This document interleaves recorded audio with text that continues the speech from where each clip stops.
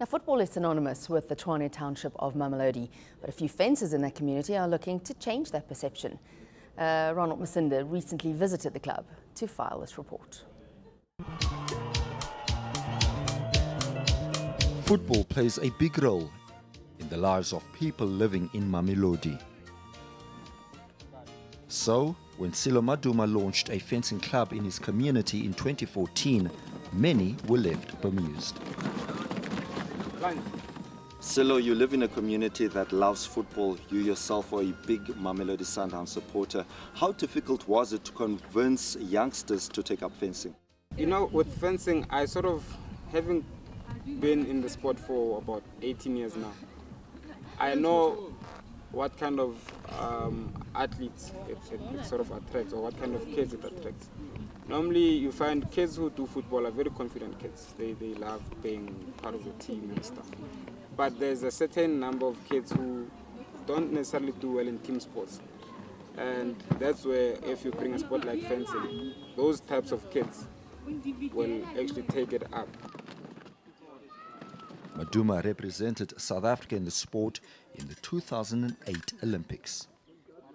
And his vision to get more black athletes into fencing has come to fruition as two of his fencers are competing in this month's SA Champs.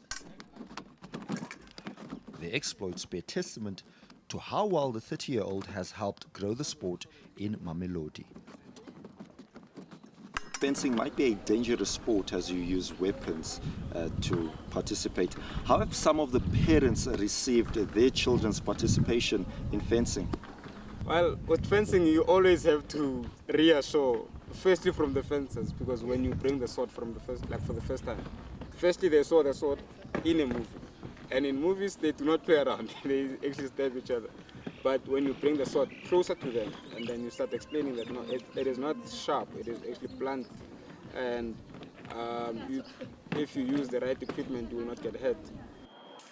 The success of the Mamelodi Fencing Club has seen the rise of another club from a Gauteng township.